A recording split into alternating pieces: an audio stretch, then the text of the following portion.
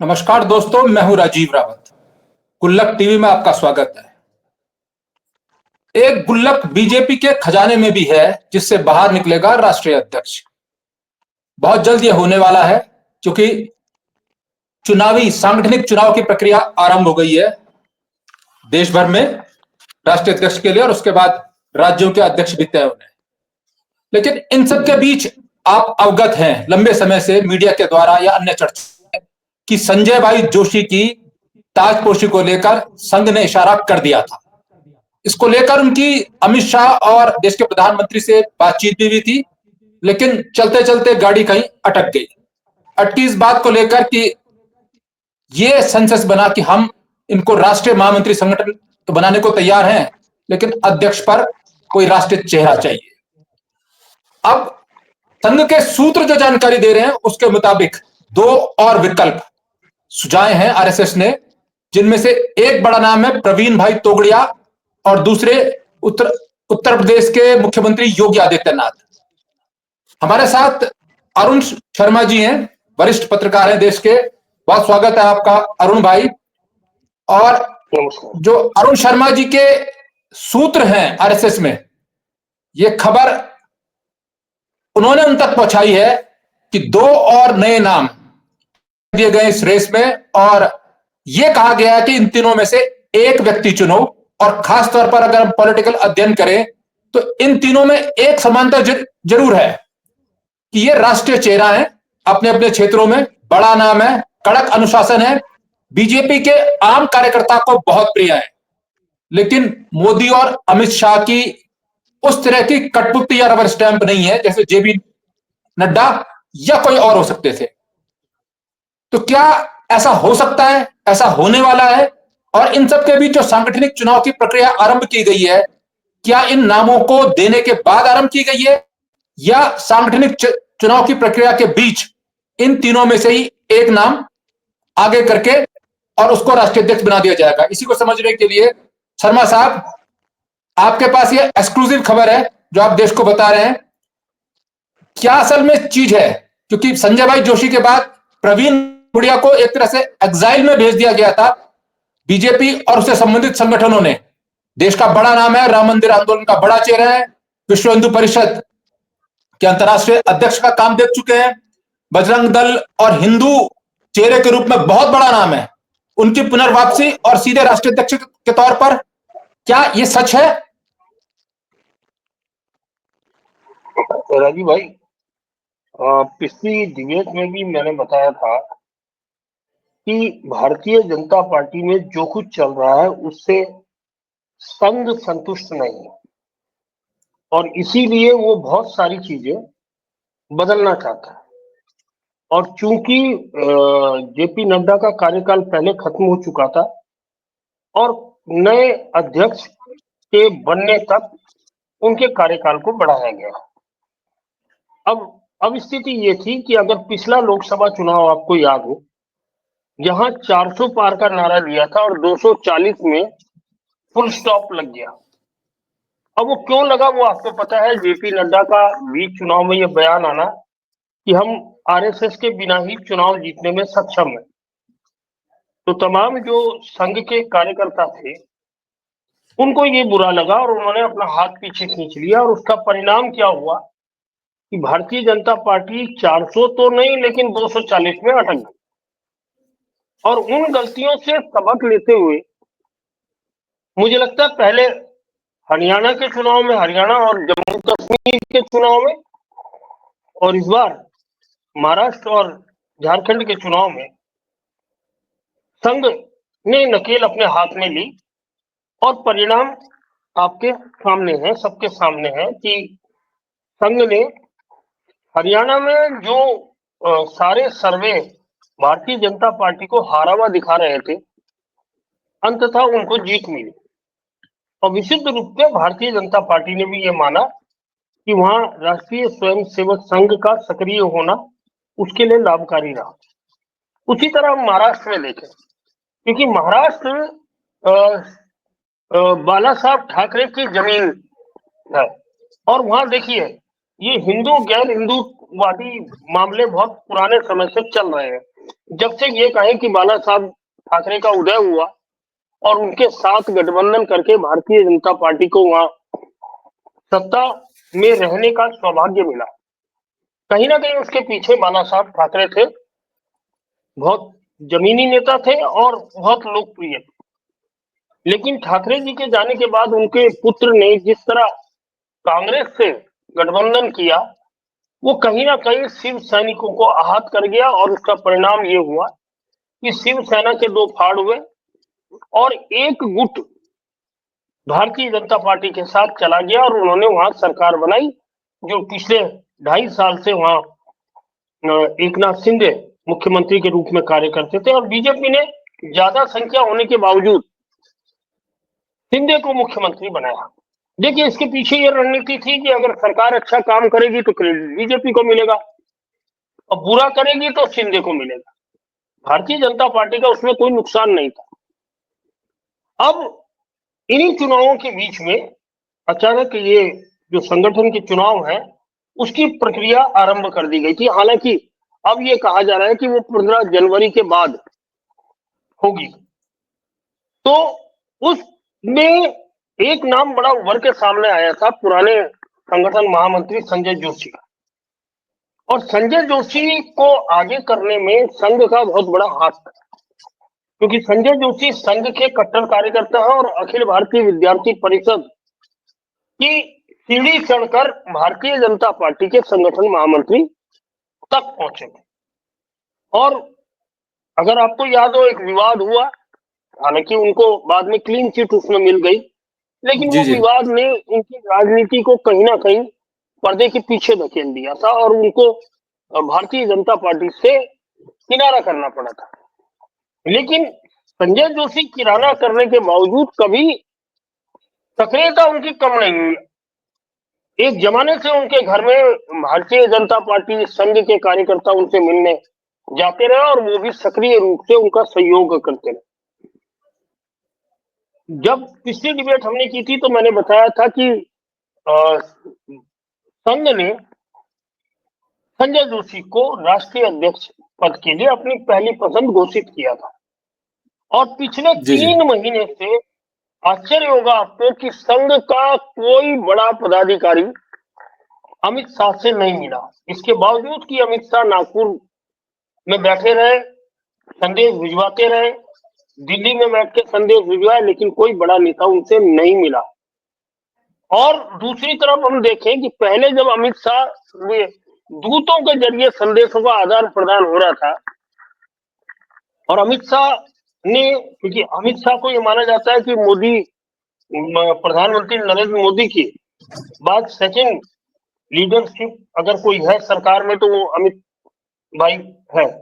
लेकिन तो अमित भाई के जब दूतों के जरिए संघ से बातचीत हुई तो संघ ने अपनी पसंद बता दिया था, उस पर अमित शाह राजी नहीं हुए। तो संघ ने उस टाइम वसुंधरा राजे का नाम आगे किया था। अब आप जानते हैं कि जब मोदी और शाह जब संजय भाई जोशी के नाम पे सहमत नहीं तो वसुंधरा राजे के नाम पे कैसे सहमत हो जाएंगे, जिनको उन्होंने राजस्थान में भी बियाबान में धकेल दिया। आज की तारीख में देखिए, वसुंधरा राजे 2 बार मुख्यमंत्री रही उस राज्य की और एक बड़ा चेहरा है, बड़ा नेता है, लोकप्रियता उनकी बहुत ज्यादा है जनता के बीच में। लेकिन उनको भी किनारे करके वहां एक नया मुख्यमंत्री बना दिया। और अब जो हमें पता लग रहा है वो ये लग रहा है कि शायद निकट भविष्य में उनकी छुट्टी हो जाएगी, उनकी जगह कोई दूसरा मुख्यमंत्री राजस्थान में दिया जाएगा, क्योंकि उन मुख्यमंत्री की वजह से भाजपा का जो ग्राफ है वो गिर रहा है। और अभी हाल में पता लगा कि जो प्रवीण भाई तोगड़िया बहुत मुखर चेहरा थे राम मंदिर आंदोलन का, और मोदी और शाह के केंद्रीय राजनीति में आने के बाद कहीं ना कहीं वो पर्दे के पीछे धकेल दिए गए थे। तो उनको संघ ने बाकायदा बुलाया और संघ संचालक जी मोहन भागवत जी ने उनसे 2 घंटे तक बैठकर डिस्कशन किया और कहीं ना कहीं ये संदेश उत्तर प्रदेश के मुख्यमंत्री योगी आदित्यनाथ को भी दिया है कि आप भी तैयार रहिए। और ये दोनों नाम अमित शाह की तरफ धकेल दिए गए हैं कि आपको जो पसंद हो वो तय कर लो, ये दोनों नाम हमारी दृष्टि में राष्ट्रीय अध्यक्ष बनने के लिए योग्य है। और महामंत्री पे तो संजय भाई जोशी का लगभग तय है कि महामंत्री संगठन वो आएंगे, लेकिन अध्यक्ष पे क्योंकि एक बीच का रास्ता, ताकि संघ और भारतीय जनता पार्टी और मैं तो कहूंगा भारतीय जनता पार्टी तो अलग है, सरकार के बीच में कोई तकरार की स्थिति ना हो, इसलिए बीच का रास्ता निकालते हुए संजय भाई जोशी को राष्ट्रीय महामंत्री संगठन और प्रवीण भाई तोगड़िया या योगी आदित्यनाथ में से किसी को राष्ट्रीय अध्यक्ष के नाम के रूप में आगे किया गया। अब वो देखिए, ये संगठन के चुनाव में भारतीय जनता पार्टी में एक परिपाटी है कि एक आदमी नॉमिनेशन भरता है जिसमें सब तैयार हो और बाकी कोई नॉमिनेशन नहीं भरता तो निर्विरोध हो जाता है।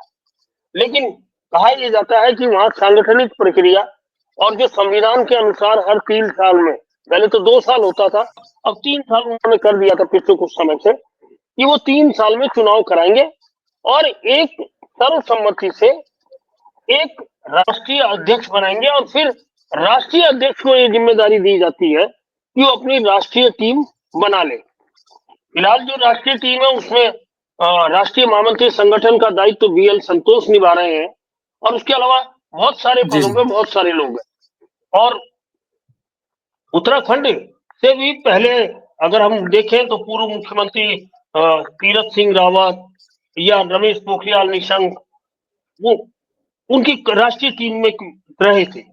उसके अलावा कोई नहीं रहा, या हम एक जमाने में मनोहर खान लहनी राष्ट्रीय कार्यकारिणी में थे, तो उसके अलावा कोई नहीं रहा। और देखिए प्रदेश अध्यक्ष और प्रदेश महामंत्री भी पदेन राष्ट्रीय कार्यकारिणी के मेंबर होते हैं, वो कार्य समिति के मेंबर होते हैं या विशेष आमंत्रित कहें वो होते हैं।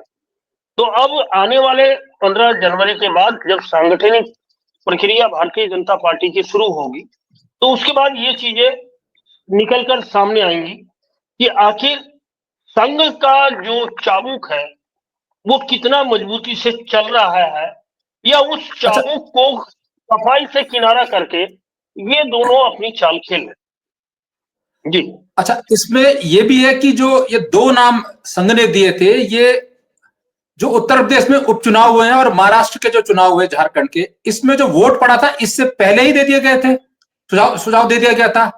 इट मींस कि जो पहले चर्चा चल रही थी कि यदि यूपी में रिजल्ट माइनस रहा और जो तैयारी दिल्ली में हो रही थी कि सीएम योगी का तख्त हिलाया जाए, तो संघ ने यह तैयारी कर ली थी यदि ऐसा भी हुआ कि ऐसे भी बहाने बनाए जाए तो फिर राष्ट्रीय अध्यक्ष होंगे योगी आदित्यनाथ।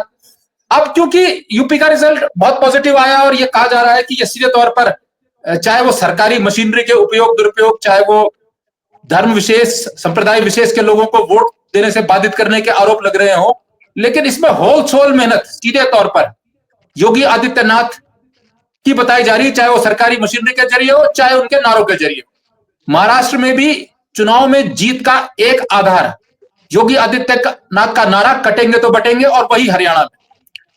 तो क्या योगी आदित्यनाथ संघ की इस पहल पर राष्ट्रीय अध्यक्ष बनना चाहेंगे, या चूंकि वो सर्वे सर्वा है उत्तर प्रदेश में और वहां के वो महंत भी हैं गोरखनाथ पीठ के और वहीं वो पीठ है, वहां से आना चाहेंगे या वहीं यथावत रहना चाहेंगे? और यदि वो रहते हैं तो फिर प्रवीण भाई तोगड़िया के लिए एक तरह से मार्ग एकल मार्ग है। तो देखो राजीव भाई, अगर प्रवीण भाई तोगड़िया या हम योगी आदित्यनाथ की बात करें तो ये वास्तव में हिंदुत्व का चेहरा है। और भारतीय जनता पार्टी और राष्ट्रीय स्वयंसेवक संघ को ऐसा ही कोई नेता चाहिए जो पूरे देश में हिंदू पोस्टर बॉय के रूप में सामने जाए। ये उनकी राजनीति को भी सूट करता है और जो सनातन को लेकर आगे बढ़ रही है पार्टी और संघ, उनको भी सूट करता है।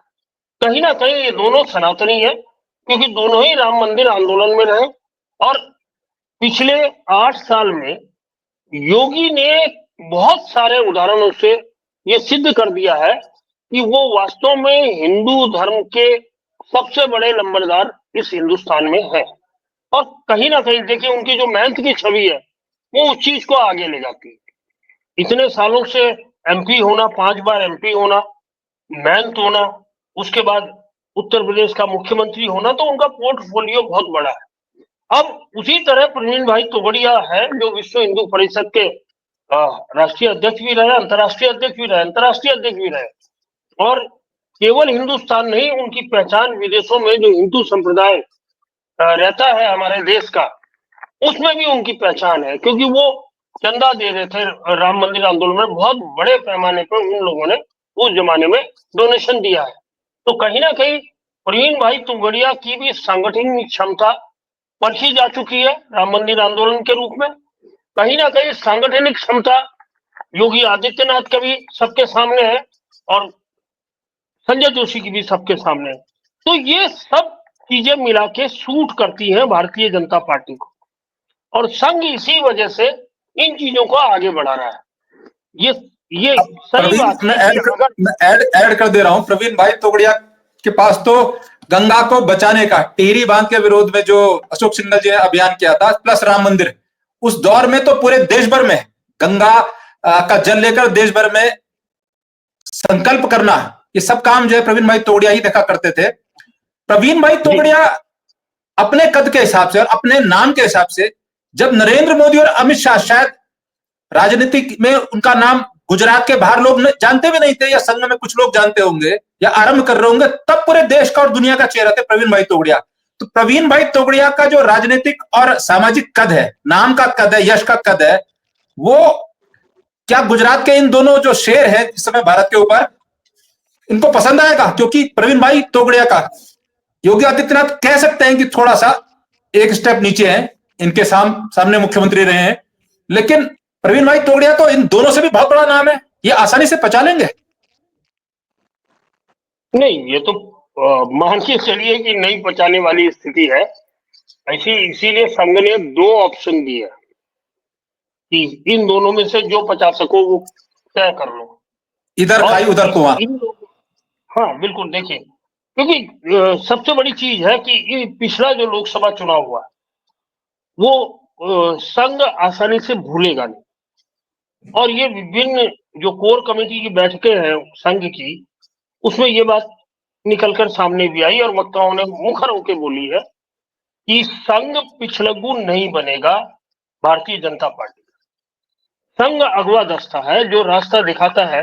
वो अपने जितने संगठन है, अनुशासनिक संगठन है, तमाम 25-30 संगठन है, अगर आप पूरे देश के पैमाने पे देखें या अंतरराष्ट्रीय पैमाने पे देखें, तो उनका अगवा संगठन है। वो मार्ग निर्देशन का काम करता है, वो पीछे नहीं चलेगा किसी संगठन के, और कहीं ना कहीं उसी वजह से कमान अपने हाथ में लेने की जो तैयारी है अब, उसकी वजह से ये सारी चीजें हो रही है।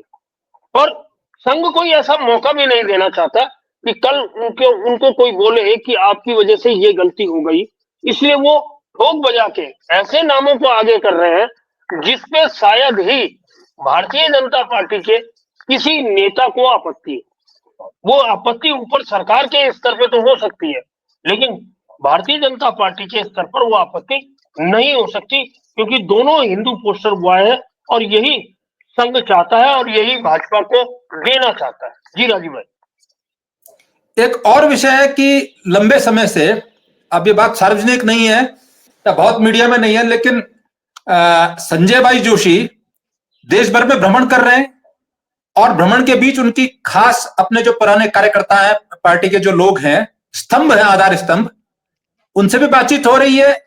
आरएसएस के लोगों से हर राज्य में मिल रहे हैं। और अभी वो विगत दिनों हरिद्वार आए थे, जहां उनकी, क्योंकि हरिद्वार में देश के धार्मिक संगठनों के सबसे बड़ा पदाधिकारी हैं, चाहे वो संत समाज हो, चाहे वो अखाड़े हो, और उनकी खास लोगों से बातचीत हुई, कुछ कॉमन सेंसस बना रहे हैं। आपकी भी संभवतः इस गुप्त जो उनका दौरा चल रहा है, संजय भाई जोशी से बातचीत हुई थी, क्या कुछ आप वहां से समझ सूंघ पाए जो आप देश के दर्शकों को बताना चाहेंगे? देखिए राजीव भाई, अगर आपको याद हो कि संजय भाई जोशी राष्ट्रीय महामंत्री संगठन थे, उस नाते उनकी तमाम प्रदेशों के नेताओं से, कार्यकर्ताओं से एक बहुत अच्छी पहचान है, जुड़ाव है। और उनमें से बहुत सारे नेता आज की तारीख में, कोई मंत्री हो गया केंद्र में, कोई राज्यों में मंत्री हो गया, कोई मुख्यमंत्री हो गया है, कोई पार्टी का बड़ा पदाधिकारी हो गया है, तो उनकी तमाम जगह जान पहचान है और सांगठनिक क्षमता का लोहा भारतीय जनता पार्टी में और संघ में सारे लोग उनका मानते हैं कि सांगठनिक क्षमता उनके अंदर बहुत ज्यादा है। और देखिए वो लगातार संपर्क में रहते हैं। मजेदार बात यह है राजीव भाई कि आप अभी फोन करिए अननोन नंबर से भी, तो अगर वो फोन उठेगा नहीं तो थोड़ी देर बाद उनका पलट के कॉल आ जाती है मैं संजय बोल रहा हूँ। ये उनका स्टाइल है, मैं संजय बोल रहा हूँ। और इसी परिप्रेक्ष्य में पिछले दिनों वो झारखंड गए थे, हरिद्वार आए, तमाम जगह झारखंड के चुनाव में काम किया उन्होंने, महाराष्ट्र के चुनाव में काम किया, उससे पहले हरियाणा के चुनाव में काम किया, झारखंड के चुनाव में काम किया, जम्मू कश्मीर के चुनाव में काम किया। लेकिन वो पर्दे के पीछे रहकर काम करते हैं। और मुझे तो याद है पिछला जो विधानसभा चुनाव था, हमें बाद में पता लगा वो उत्तराखंड की 43 सीटों पर काम करके चले गए मीटिंगें लेके संगठन की। और ये देखिए उतनी ही सीटें आई जिन सीटों पे उन्होंने काम किया, संगठन को मीटिंगें ली, वो सीटें जीत कर आ गए। और ये वो काम करते रहते हैं। और देखिए वो डाउन टू अर्थ जिस नेता को कहते हैं वो संजय भाई जोशी है। और क्योंकि मैं तो व्यक्तिगत रूप से बहुत बार मिलता हूँ तो मुझे अच्छा लगता है उन जैसे नेता से मिलना। हालांकि वैचारिक तौर पर मेरे मतभेद हो सकते हैं अगर मैं भारतीय जनता पार्टी या संघ की बात करूं, लेकिन एक व्यक्ति के तौर पर उनकी सरलता और सज्जनता का मैं कायल हूं। जी राजीव भाई। जी चलिए, अब आपने बहुत महत्वपूर्ण जानकारियां दी और जो आपने अभी इशारा भी किया कि 43 सीटों पर उन्होंने काम किया और वो बीजेपी की आई। एक सीट पे संभवतः वो गए नहीं थे, वो वर्तमान मुख्यमंत्री धामी जी की थी और वो रह गई थी, फिर उन्हें हारने के बाद सीएम बनाया गया और बाद में उपचुनाव के जरिए वो आए। आपने समय दिया शर्मा जी, बहुत महत्वपूर्ण जानकारी दी। ये पहली बार देश के सामने ये बात आ रही है। तो एक दो बड़े नाम और है, योगी आदित्यनाथ या प्रवीण भाई तोगड़िया बीजेपी के अगले राष्ट्रीय अध्यक्ष हो सकते हैं, खासतौर पर इसलिए भी कि ये दोनों कठपुतली नहीं होंगे बल्कि ये अमित शाह और जो योगी जी की, जो प्रधानमंत्री जी की जोड़ी है, उसके आधार पर काम नहीं करेंगे बल्कि संघ और बीजेपी के कार्यकर्ताओं की भावनाओं के आधार पर काम करेंगे। क्या ऐसा होने दिया जाएगा, यह बड़ा सवाल है। लेकिन फिलहाल अगर संजय भाई जोशी को नहीं बनाते हो तो फिर योगी आदित्यनाथ या प्रवीण भाई तोगड़िया में से एक में सेंसस दो, यह सीधे तौर पर कह दिया गया है आरएसएस के द्वारा। होगा क्या, आगे भी आपको बताते रहेंगे। फिलहाल शर्मा जी बहुत शुक्रिया, हमें दीजिए इजाजत, नमस्कार। तो ये जानकारियां मिली हैं